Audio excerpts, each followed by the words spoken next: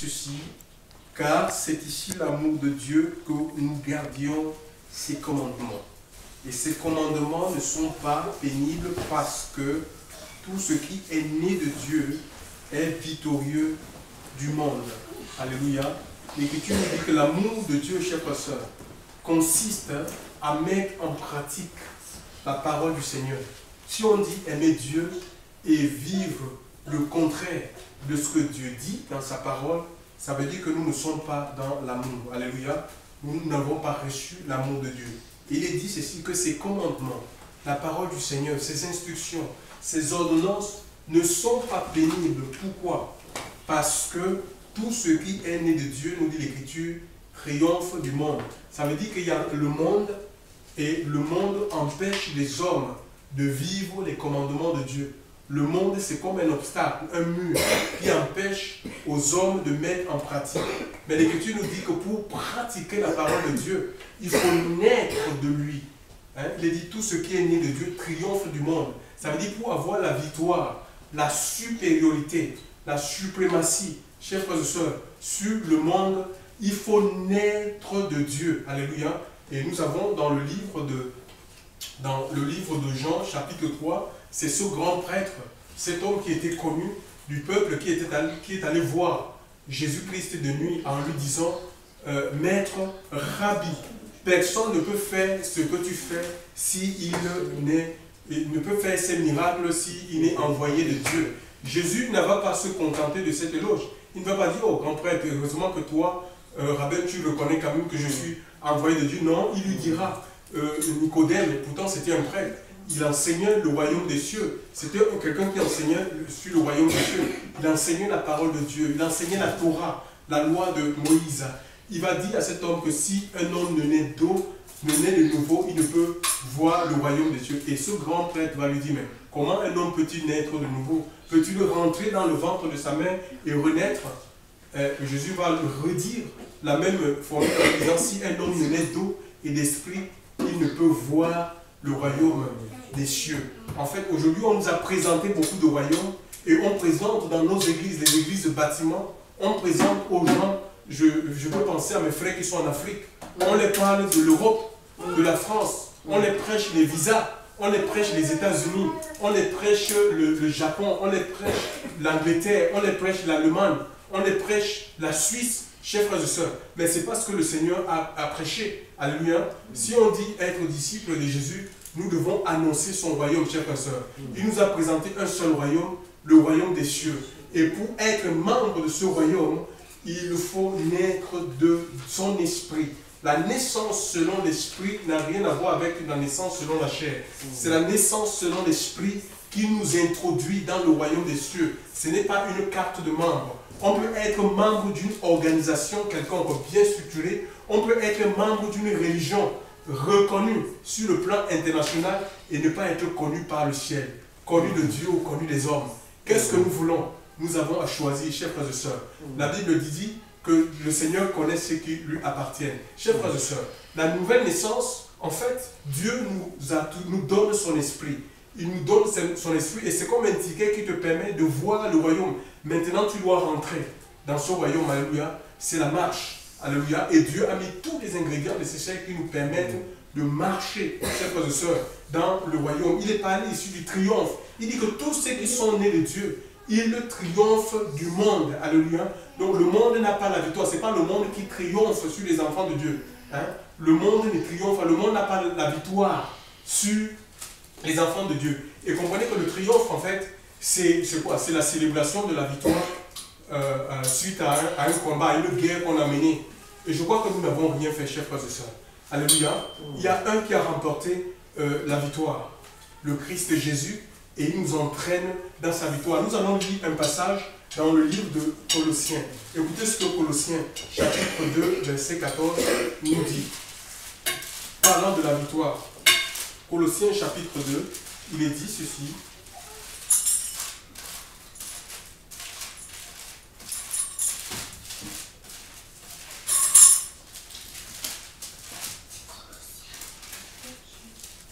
Colossiens chapitre 2, verset 14, il nous dit ceci.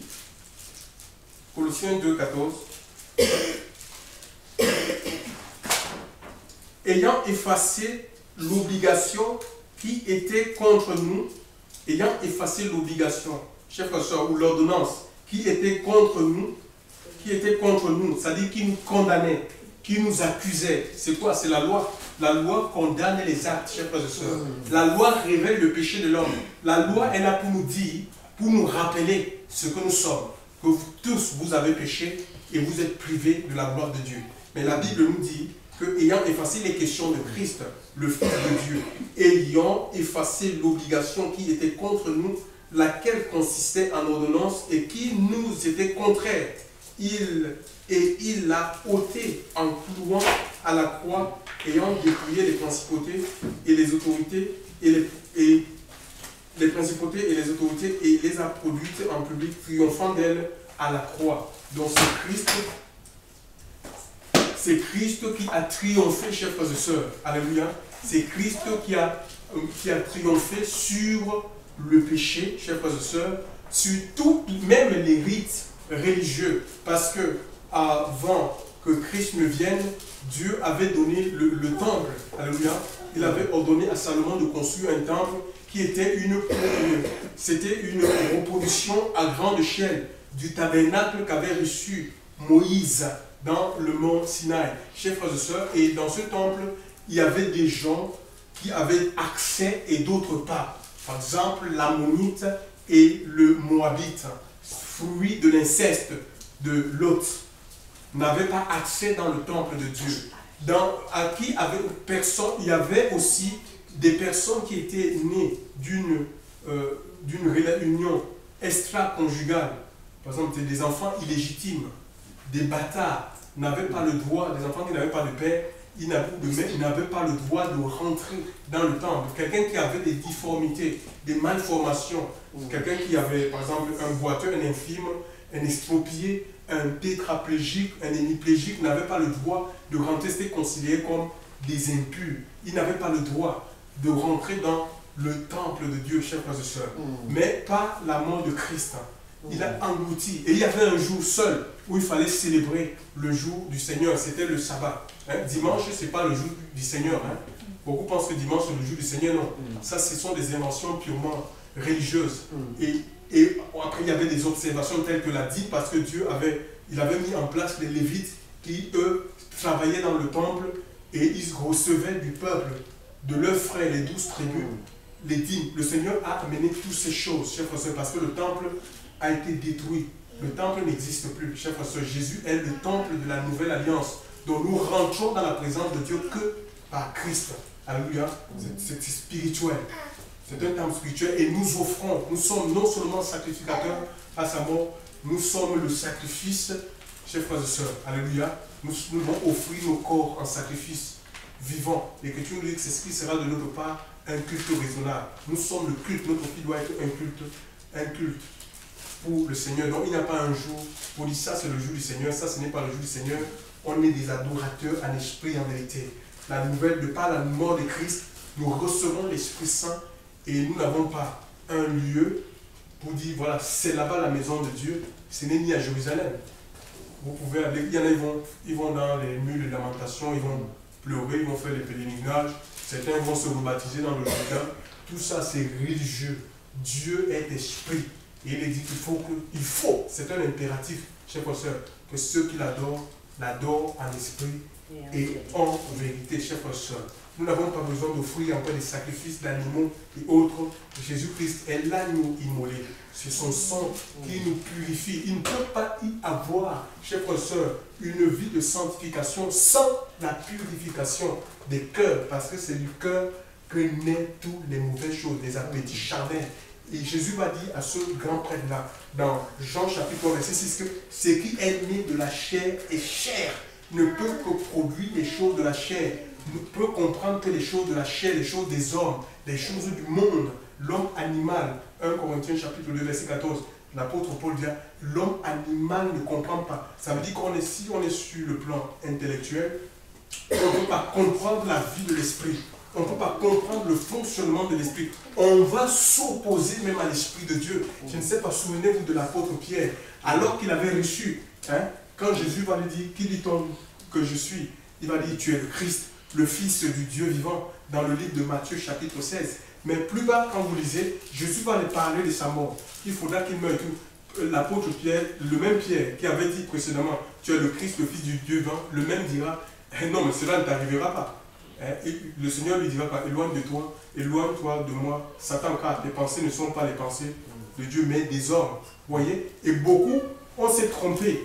Et beaucoup des églises sont dirigées par des pensées humaines. Ils sont guidés par l'intelligence humaine. Et on croit que c'est le Seigneur, c'est le Saint-Esprit, c'est l'inspiration de Dieu. On a besoin d'être enfant de Dieu. On a besoin d'avoir le discernement. Un discernement aiguisé. Mais ça demande quoi? Ça demande tout simplement que nous nous attachions, chers frères et sœurs, au Seigneur. Nous avons besoin de la naissance de Dieu. La naissance selon l'Esprit. Nous avons besoin d'être adoptés par le Seigneur.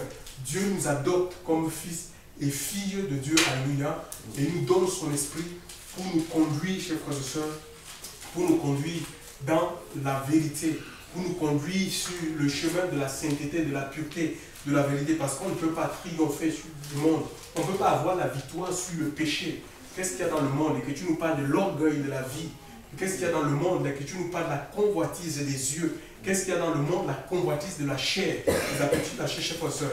Et que ces choses que l'amour du monde est inimitié contre Dieu. Celui qui aime le monde se constitue ennemi de Dieu. Tu ne peux pas être ami de Dieu et ayant l'amour du monde.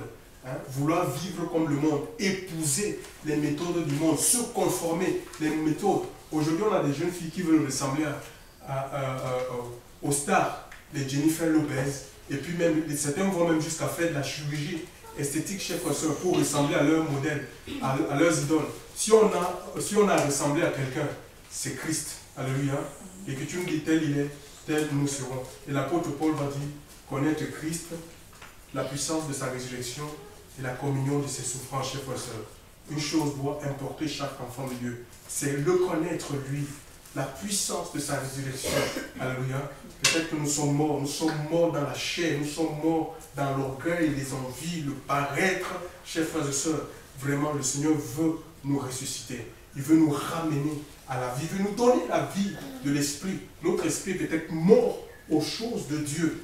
Et il n'y a que le Seigneur, chers frères et sœurs. L'Écriture nous dit, je vais relire le passage. Le passage, on retourne à 1 Jean. 1 Jean 5. 1 Jean 5, il est dit ceci.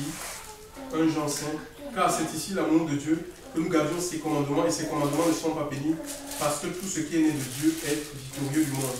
Et c'est ici la victoire qui a vaincu le monde, savoir notre foi. Qui est celui qui est victorieux du monde? Sinon celui qui croit que Jésus-Christ est le Fils de Dieu.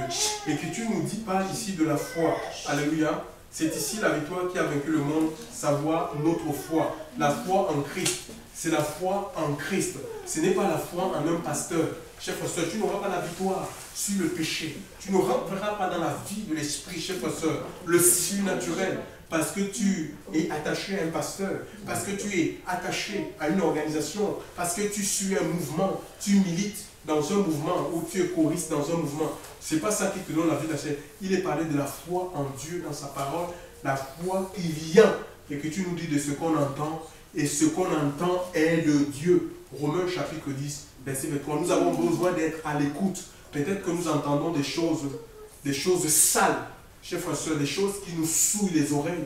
On a peut-être des conversations polluées, chers frères et sœurs, des conversations d'ordre sexuel, chers frères et sœurs, qui nous souillent les oreilles, qui souillent notre esprit. Ça ne fera pas naître la foi. Au contraire, ça va augmenter, ça va faire grandir le monde. La chair en nous, chers frères et sœurs, nous avons besoin d'entendre la parole de Dieu, d'être connectés avec la parole de Dieu. Ce sont les temps de lecture personnelle qui feront que la foi grandisse, que la foi mature en nous, chers frères et sœurs. C'est l'écoute de la parole. Nous devons être à l'écoute de la parole. Et le Seigneur nous dit que faire nos frères quand vous vous retrouvez, si quelqu'un est quantique, une instruction, chers frères et sœurs, une pensée du Seigneur, c'est ce qui nous permet de grandir. Parce que la foi, chers frères et sœurs, a besoin de grandir. Alléluia. La foi a besoin de grandir, la foi a besoin de prospérer jusqu'à pour qu'elle devienne, elle soit stable, en sorte que éprouvée, persécutée, incompris, parce que la marche avec le Seigneur, chers frères et sœurs, est suivie, est liée aux souffrances. Alléluia. Mais ce qui nous permet de tenir face aux souffrances, face au découragement, il peut y avoir le découragement, c'est la foi. Mais une foi qui est ancrée dans le Christ. Et que tu nous dis, Hébreux chapitre 11, à partir du premier verset, que la foi c'est quoi? C'est une ferme assurance des choses qu'on espère. Une ferme, ça dit qu'une assurance qui est ferme. Une assurance qui est forte, qui est solide. Pourquoi elle est solide? Parce qu'elle est établie dans la parole de Dieu. Alléluia. Elle est établie dans la parole de Dieu. La parole de Dieu, c'est Christ. C'est le rocher. Alléluia. Et si notre vie est établie que dans le Christ, pas dans les promesses de la chair, les promesses d'hommes, des prophéties mensongères. Oh, tu auras ceci, tu auras des villas, tu auras cela. Ce sont des prophéties qu'on entend aujourd'hui dans les églises de bâtiments. On nourrit des gens, des faux espoirs, on les met dans des fausses sécurités. Chers frères et sœurs, la seule parole qui peut nous tenir, c'est la parole qui vient de Dieu. Ce sont les saintes écritures. La foi est établie pas dans les illusions, pas dans nos visions, pas dans nos rêves, pas dans nos envies, les envies de la chair. Alléluia.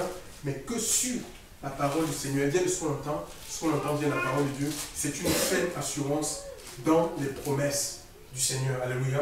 Et surtout, chers frères et sœurs, ce qui nous permettra de tenir, outre les promesses que Dieu peut accomplir dans cette vie, c'est la promesse de vivre dans sa présence pour l'éternité.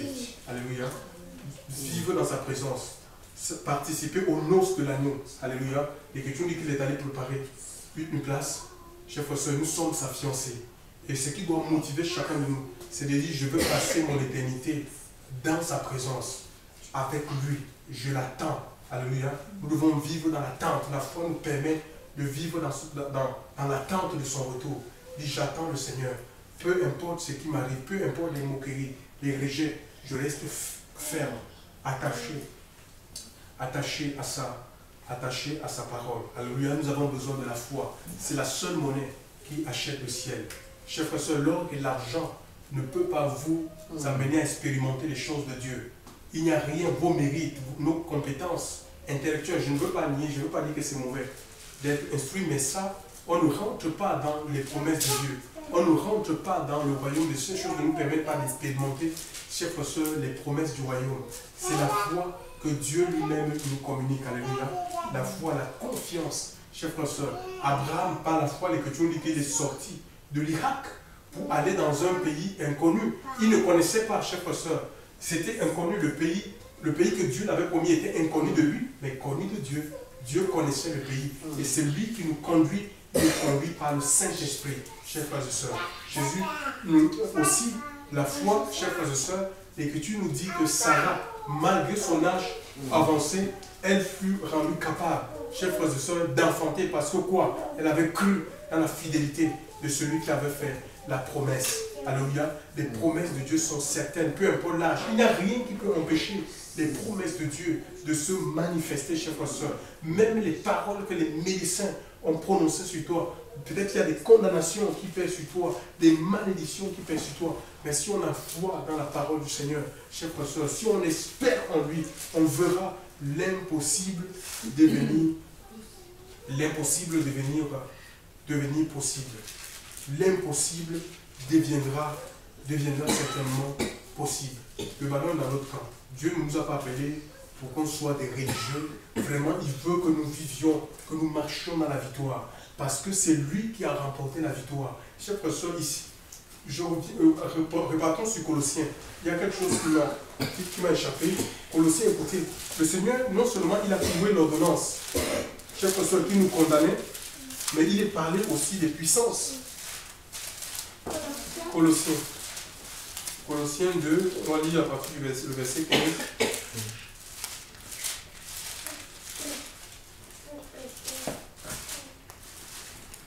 Quelqu'un dans la page?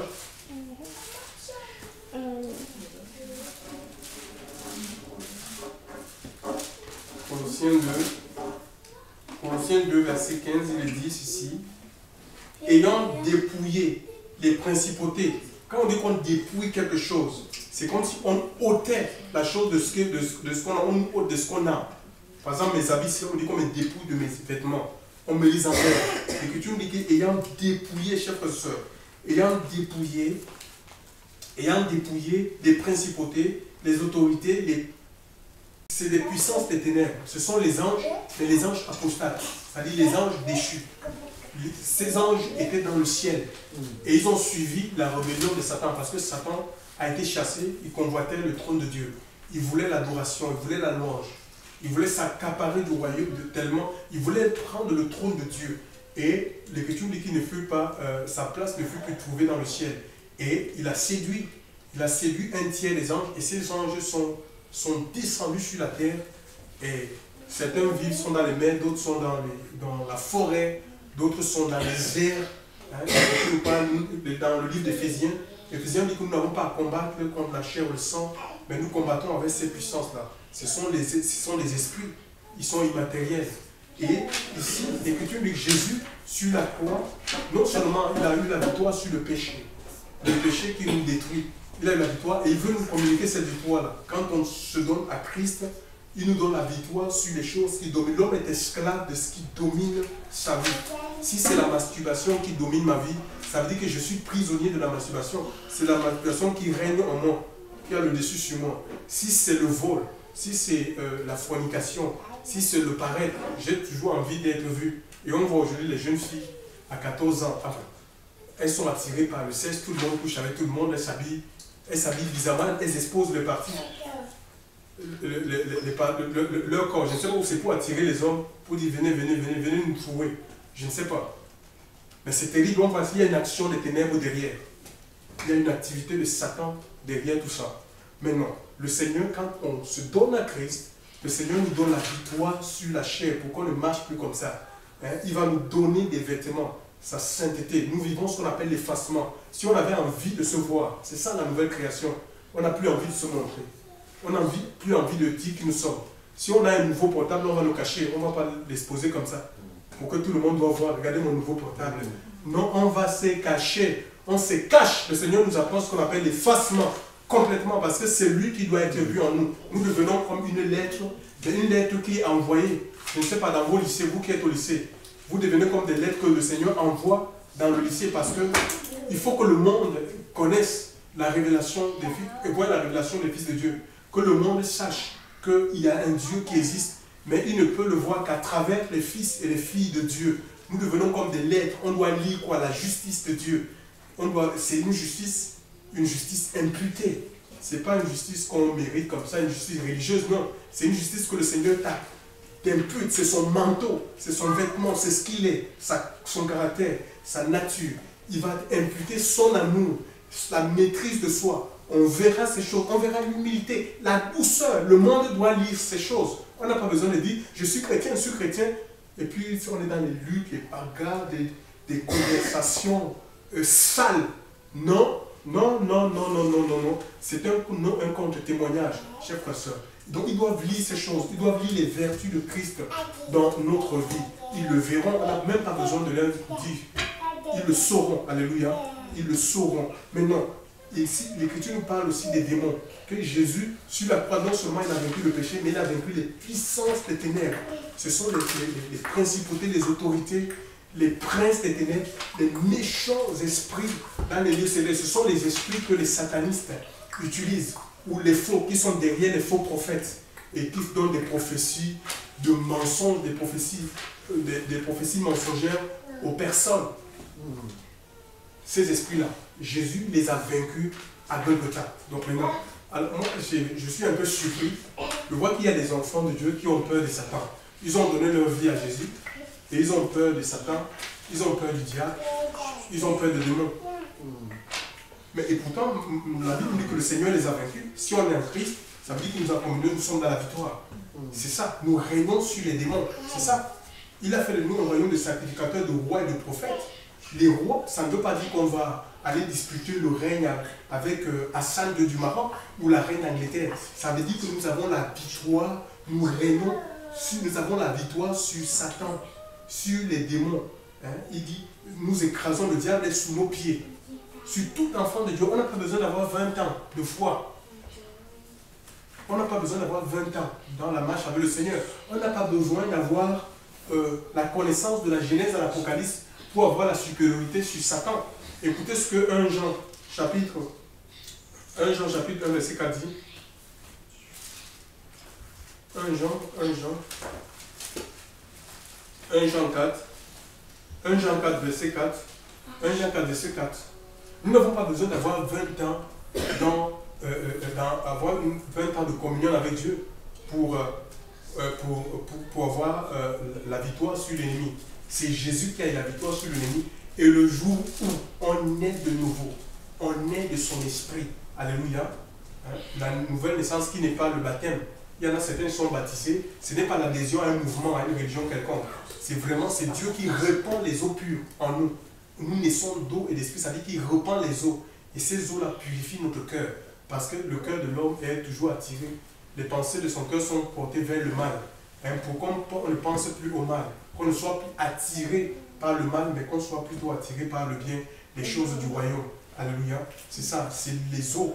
Les eaux vont purifier notre cœur, notre vie intérieure. Et pour qu'on puisse marcher selon Dieu, qu'on puisse aimer Dieu. C'est ça le but. Il nous donne son esprit pour qu'on puisse l'aimer, qu'on puisse communier avec lui, qu'on puisse vivre les commandements de Dieu. Et ça ne peut être autrement. Et il est dit ceci, il est dit dans 1 Jean chapitre 4, au verset 4, pour vous, enfants, vous êtes de Dieu. Vous, enfants, ça dit que ce sont des personnes qui viennent de naître. Ça dit que si aujourd'hui il y a une personne qui naît, que Dieu fait naître de son esprit. C'est un enfant, c'est comme un bébé qui vient de naître, qui sort d'une femme, et puis moi, c'est ma crié. Ça dit que la personne a reçu l'esprit de Dieu. Et l'Écriture dit que celui qui est en vous, ça dit que l'esprit que tu as reçu, l'esprit de Dieu, c'est plus fort que celui qui est dans le monde. Satan est appelé comme étant le prince de ce monde. Alors, si l'esprit que tu as reçu est plus fort que le prince de ce monde, ben, les sujets du prince de ce monde, ça dit que les autres démons-là, les principautés, les méchants esprits dans les célestes, les dominations, les satanistes, les sorciers, les magiciens, ils ne peuvent rien contre quelqu'un qui est réel. Moi, je parle de la nouvelle naissance, je ne parle pas d'une adhésion à une religion quelconque. Parce que celui qui est né Dieu, Dieu scelle cette personne de son esprit pour le jour de la rédemption. Maintenant, après, il y a la marche. Et si on restait dans l'obéissance, c'est comme ça que la présence de Dieu va grandir en nous, chers frères et sœurs. Nous allons grandir, nous allons aller de croissance en croissance si on permet au Seigneur de travailler notre vie. Alléluia. Jusqu'à ce qu'il vienne. Donc maintenant, il y a des gens qui combattent, qui ont lancé des combats spirituels. Il y a des églises comme ça. Ministère de feu. Où on donne même des heures pour prier contre les démons. Ce n'est pas la vie de l'esprit. Alléluia. Ça, ce n'est pas la vie de l'esprit. Hein? Ce n'est pas la vie de l'esprit parce qu'en fait, quand Dieu nous donne, quand nous recevons le Saint-Esprit, notre esprit est éveillé. L'esprit était mort, l'esprit revient à la vie. L'esprit vit et notre esprit veille. C'est un homme spirituel qui ne dort pas. Tu peux dormir. Et cet homme-là est constamment éveillé. Et s'il y a des puissances qui viennent, tu vas le ressentir. L'esprit en toi va te réveiller pour que tu te lèves. Ça peut être à minuit, ça peut être à 3 h du matin. L'Esprit de Dieu en toi va te réveiller. Même si ton corps est fatigué, il va te réveiller. Pour te dire, il y a une attaque, il y a une pression. Lève-toi et puis il va libérer l'énergie pour que tu puisses rentrer dans le combat. Donc on ne peut pas organiser des prières de combat spirituel. On va prier à partir de minuit parce que les sorciers sortent à partir de minuit. C'est très faux. Moi je vous parle comme un ex-sataniste. On peut sortir de son corps à tout moment. Il n'y a pas une heure pour sortir du corps. Il n'y a pas une heure pour aller dans le monde invisible, pour faire du mal. Quelqu'un peut frapper à tout moment. Hein, on a besoin tout simplement d'être attaché au Seigneur, attaché à sa parole, vivre les commandements de Dieu. Et l'Esprit de Dieu, ça permet à l'Esprit de Dieu d'être en veille. L'Esprit de Dieu est en veille. Alléluia. Nous avons besoin d'être éveillés, chers frères et sœurs. C'est pourquoi on parle du monde, le réveil spirituel. Mais quand on parle de réveil, les églises réveillées, c'est les églises qui sont endormies, complètement endormies, chers frères et sœurs. Parce que nous, on n'a pas compris la conduite de l'Esprit. C'est l'Esprit de Dieu qui doit nous conduire, chers frères et sœurs. Alléluia. Il nous a donné l'Esprit Saint, chers frères et sœurs, par la nouvelle naissance, pour que l'Esprit de Dieu gouverne notre vie. Mais attention, nous avons une intelligence, nous avons une volonté. Ne pas confondre nos volontés, notre intelligence. C'est ce qui crée la confusion dans les églises aujourd'hui. Et ça fait que Satan continue à tourmenter beaucoup d'enfants de Dieu. Alléluia. Parce qu'on a confondu un peu tout ça. C'est l'Esprit de Dieu qui doit gouverner notre vie. Il nous a donné l'Esprit pour nous conduire. Et je crois que, et même pas que je crois, il est écrit dans le livre de Romains chapitre 8, verset 14, que seuls ceux qui sont conduits par l'Esprit de Dieu sont fils et filles du Seigneur. On peut avoir reçu l'Esprit et résister au Saint-Esprit. si on peut avoir reçu l'Esprit et ne pas écouter la voix de l'Esprit. La Bible dit que seuls ceux qui sont conduits, et le Seigneur va nous conduire, chers frères et sœurs, dans les projets. Alléluia. Il va nous conduire sur le chemin qu'il a tracé. Et il veut se servir de nous. Alléluia. On doit se laisser tout simplement conduire, diriger par le Saint-Esprit. Ce n'est pas notre chair qui nous dirige quand on se donne à Jésus. Ce n'est pas notre volonté. On ne suit pas nos intérêts, chers frères et sœurs, mais on est là pour suivre les intérêts de Dieu, servir les intérêts du royaume des cieux. On appartient au royaume. On ne suit pas un mouvement. On ne suit pas une organisation quelconque. On est né, on est introduit dans le royaume pour servir. Vous êtes un sacerdoce royal. C'est Jésus qui est le roi. Et il nous introduit dans son royaume pour le servir lui. Alléluia. Avec la capacité, la compétence qu'il nous a donnée. Alléluia.